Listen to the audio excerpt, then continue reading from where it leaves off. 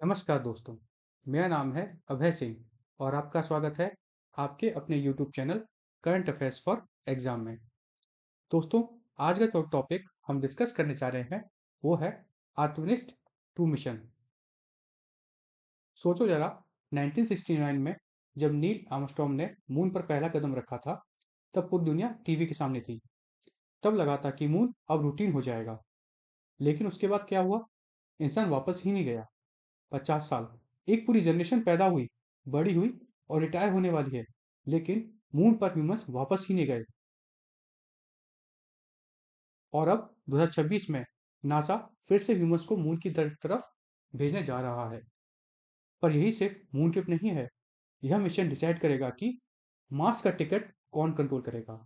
America, China, Russia या भारत, या कोई और यहीं से शुरू होता है आर्टेमिस 2 की रियल कहानी।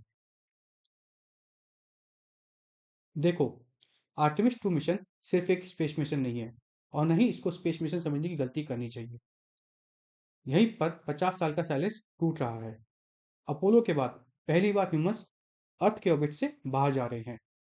मतलब यह सिर्फ मून मिशन नहीं, इंसान दोबारा डीप स्पेस में एंटर कर रहा है। डीप स्पेस अपने आप में एक बहुत बड़ा सब्जेक्ट होता है, जहाँ रेडिएशन, आइसोलेशन और अनसर्टेनिटी सब कुछ रियल होता है।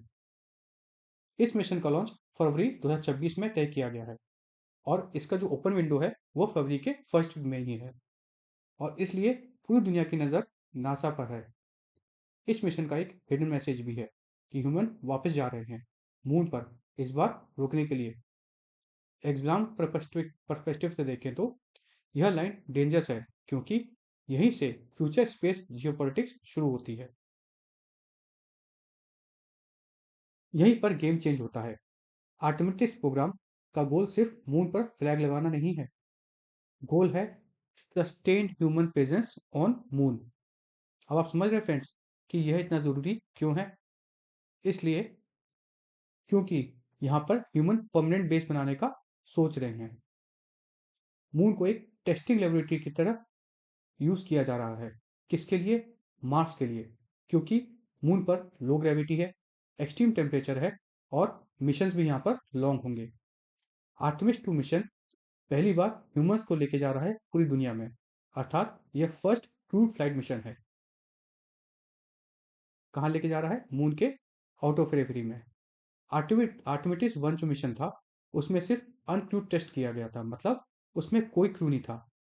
और आर्टेमिस 2 में क्रू जा रहा है, पर वो मून पर नहीं उतरेगा, वो मून के चारों तरफ चक्कर लगाएगा। इसके बाद आएगा आर्टेमिस 3, जिसमें ह्यूमन को मून पर लैंड किया जाएगा और उसकी डेट लगभग 2028 तक है। मतलब आर्टेमिस 2, आर्टेमिस 1 और आर्टेमिस 3 के बीच का ब्रिज के रूप में काम कर रहा है। अब इसके लॉन्च व्हीकल के बारे में बात करते हैं। नासा का स्पेस लॉन्च सिस्टम यानी SLS, यह दुनिया का सबसे पावरफुल लॉन्च सिस्टम है। कौन सा? SLS। यह स्टेटमेंट सिर्फ मार्केटिंग नहीं है। यह रॉकेट की हाइट 322 फीट की है, स्टैचू ऑफ लिबर्टी से भी ज़्यादा। इसका मतलब यह सिर्फ साइज नहीं, बल्कि पेलोड कैपेसिटी और डीप स्पेस कैपेबिलिटी भी रखता है। इस रॉकेट के ऊपर बैठा होगा ऑर्नियन स्पेसक्राफ्ट। कौन सा? ऑर्नियन स्पेसक्राफ्ट, जिसमें कि ह्यूमंस बैठे होंगे, आदमी लोग बैठे होंगे। और यह जो ऑर्नियन स्पेसक्राफ्ट है, यह डीप स्पेस के लिए डिजाइन किया गया है। यानी ISS जैसा कंफर्ट नहीं, यहाँ सर्वाइवल इंपॉर्टेंट होगा। इसका लॉन्च कैनेडी स्पेस सेंटर से किया जाएगा। अब कुछ हिस्टोरिकल रिव्यू के बारे में भी जानते हैं। इसके कमांडर जो हैं वो है रीड वाइसमैन। इसके बाद विक्टर ग्लोवर हिस्ट्री बना रहे हैं, क्योंकि वो पहले पर्सन होंगे कलर के, मतलब नॉन वाइट, जो कि इस लूनार मिशन पर जाएंगे। कृष्णा कोच पहली वुमेन होंगी जो मून के लिए ट्रेवल करेंगी। उसके बाद जेरेमी हैंसन, ये पहले नॉन अमेरिकन एस्ट्रोनॉट होंगे जो मून के लिए जाएंगे। यह मिशन अप्रॉक्स 10 दिन का होगा। इसमें ये सुनने में तो शॉर्ट लगता है, पर डीप स्पेस में यह काफी इंटेंस होता है friends. Spacecraft free return trajectory follow करेगा। अर्थात अगर इस स्पेस के दौरान मिशन मशीन काम करना बंद कर देती है, इंजन फेल हो जाते हैं, तो ये जो स्पेसक्राफ्ट है यह अर्थ की ग्रेविटी को यूज करके वापस आ जाएगा। इसमें life support, navigation, propulsion system सब लगा होगा, जो ह्यूमन के साथ उनके व्यवहार को टेस्ट करेगा। रोबोट और ह्यूमन टेस्टिंग में जमीन आसमान का फर्क होता है। इसमें रेडिएशन एक्सपोजर को भी क्लोजली मॉनिटर किया जाएगा, क्योंकि मार्स मिशन का सबसे बड़ा रिस्क होगा यही रेडिएशन इम्पैक्ट। सबसे डेंजरस मोमेंट होता है री एंट्री। ऑर्नियन नियरली 40,000 किलोमीटर प्रति घंटे, आप समझ रहे हो फ्रेंड्स, 40,000 किलोमीटर प्रति घंटे की रफ्तार से अर्थ की ग्रेविटी में आएगा, अर्थ के एटमॉस्फेयर में आएगा। हीट शील्ड को मार्स लेवल की कंडीशन के लिए टेस्ट किया जा रहा है। मतलब यह प्रॉपरली कहा जाए तो एक आर्थिमिटिस 3 मिशन, जो कि मून पर ह्यूमन को भेजना है, और साथ में मार्स पे आगे चल के ह्यूमन को कैसे भेजें उसकी टेस्टिंग हो रही है। इसका मतलब सिर्फ लैंडिंग नहीं, रिकवरी, कम्युनिकेशन और लॉजिस्टिक, यहाँ पर सब टेस्ट होगा। आर्थिमिटिस सिर्फ साइंस नहीं, जियो पॉलिटिक्स भी है। चाइना और रशिया अपना space international lunar research station plan कर रही हैं। आर्टिमिटिस उनका काउंटर नेगेटिव है।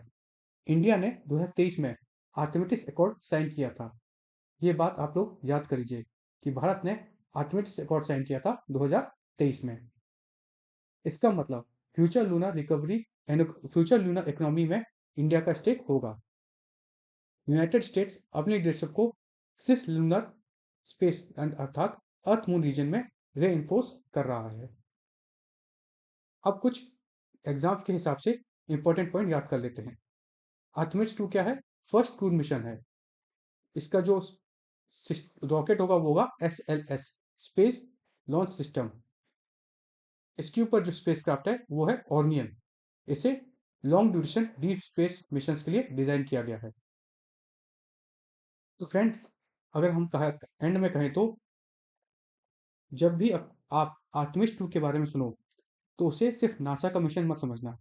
ये डिसाइड करेगा कि अगला बड़ा जंग मून से मार्स तक का कौन लीड करेगा। और हाँ, हिस्ट्री याद हिस्ट्री याद रखने की एक बात और है। हिस्ट्री बनते हुए देखना वो प्रिविलेज है जो अपने आप में खास होता है, जैसे कि हमने चंद्रयान में देखा अपने देश के लिए। हो सके तो इस मिशन को आप लोग एक बार जरूर देखना, आर्टेमिस 2 मिशन। और इसलिए यह मिशन सिर्फ न्यूज नहीं, फ्यूचर का ट्रेलर भी है। धन्यवाद फ्रेंड्स। ये टॉपिक अगर आपको इन्फॉर्मेटिव और फ्रूटफुल लगा है तो लाइक शेयर सब्सक्राइब अवश्य कीजिएगा।